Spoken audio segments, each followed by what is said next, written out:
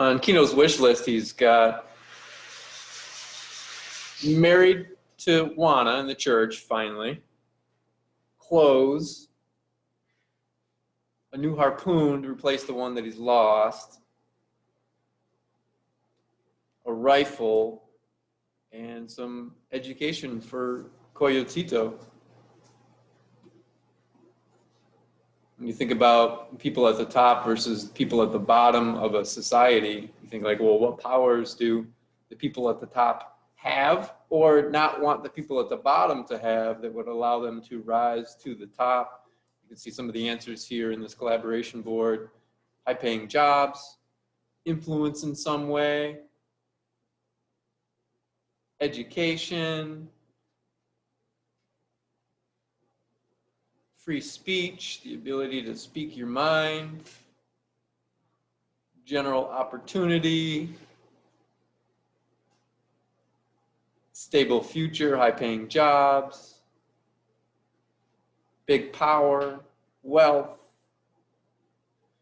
You know, I was thinking also like maybe something like voting rights. You don't necessarily want them to have jobs in elected positions. Somehow you want to be able to keep them in the spot that they are at the bottom. Nice clothes.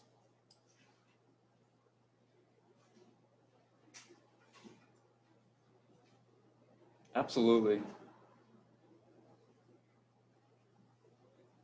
You know, this is what's happening to Kino's people. It's been happening to lots of subjugated people over the thousands and thousands of years. Because, of course, when the people at the bottom either have a strong desire to or a plan to get to the top, it often is centered around this idea of a revolution. An overthrow, some sort of drastic way of mixing things up in both thinking and behavior. And this is out of vocabulary.com. When you think of the idea of revolution and we bring it back to this idea of Kino's wish list,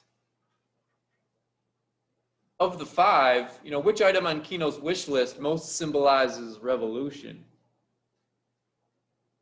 What language on pages 24 through 26 does Steinbeck use to help support that thinking? And while it's important that you do this thinking on your own, I am going to play the audiobook as a chance to review and remind yourself, because you may already have an answer in mind, but you know, what is it that Steinbeck says about that particular thing on Kino's wish list that helps you, convinces you that, you know, there's ideas of revolution involved. This is where page 24 in your book kicks in. I'm going to start it right from where Juan Tomas asks his brother, you know, what are you going to do now that you have become a rich man? Which is right around the top of page 24. It's a good opportunity to review. Here we go. Had once seen it through an open door, and Coyotito was dressed in a jacket. Then to the all manner of people grew, and it was warm and alive in his hand. Had merged with the music of the family, so that one beautified the other. The neighbors looked at the pearl in Kino's hand, and they wondered how such luck could come to any man. And Juan Tomas, who squatted on Kino's right hand because he was his brother, asked, "What will you do now that you have become a rich man?" Kino looked into his pearl, and Juana cast her eyelashes down and arranged her shawl to cover her face so that her excitement could not be seen. And in the incandescence of the pearl, the pictures formed of the things Kino's mind had considered in the past and had given up as impossible. In the pearl he saw Juana and Coyotito and himself standing and kneeling at the high altar, and they were being married now that they could pay. He spoke softly. "We will be married in the church." In the pearl he saw how they were dressed. Juana in a shawl stiff with newness and a new skirt, and from under the long skirt Kino could see that she wore shoes. It was in the pearl, the picture glowing there. He himself was dressed in new white clothes, and he carried a new hat, not of straw but of fine black felt, and he too wore shoes, not sandals but shoes that laced. But Coyotito, he was the one. He wore a blue sailor suit from the United States and a little yachting cap such as Kino had seen once when a pleasure boat put into the estuary. All of these things Kino saw in the lucent pearl, and he said, "We will have new clothes." And the music of the pearl rose like a chorus of trumpets in his ears. Then to the lovely gray surface of the pearl came the little things Kino wanted. A harpoon to take the place of one lost a year ago, a new harpoon of iron with a ring in the end of the shaft, and, his mind could hardly make the leap, a rifle. But why not, since he was so rich? And Kino saw Kino in the pearl, Kino holding a Winchester carbine. It was the wildest daydreaming and very pleasant. His lips moved hesitantly over this. "A rifle," he said.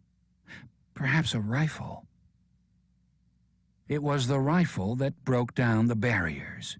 This was an impossibility, and if he could think of having a rifle, whole horizons were burst, and he could rush on.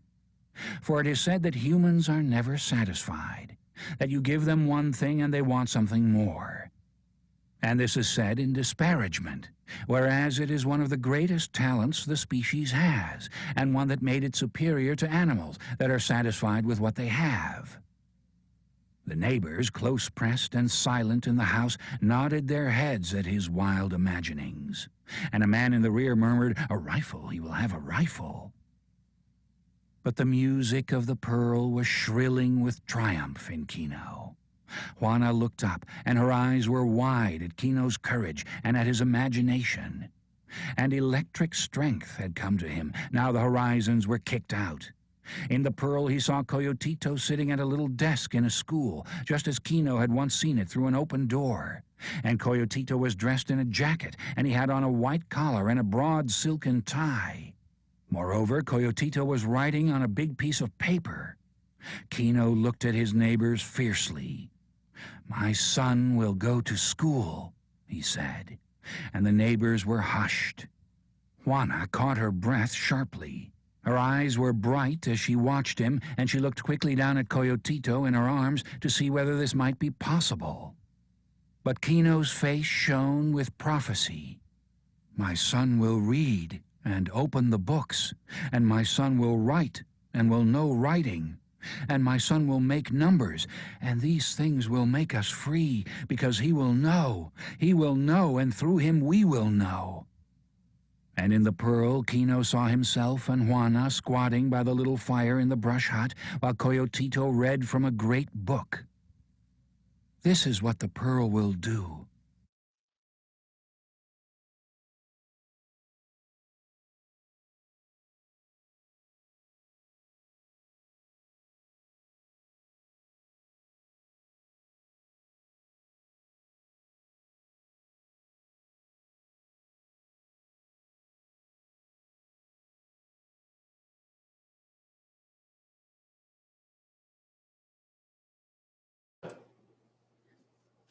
The items on Kino's wish list that most symbolize revolution. What are they? In fact, just one item is all you need. The item on Kino's wish list that most symbolizes revolution.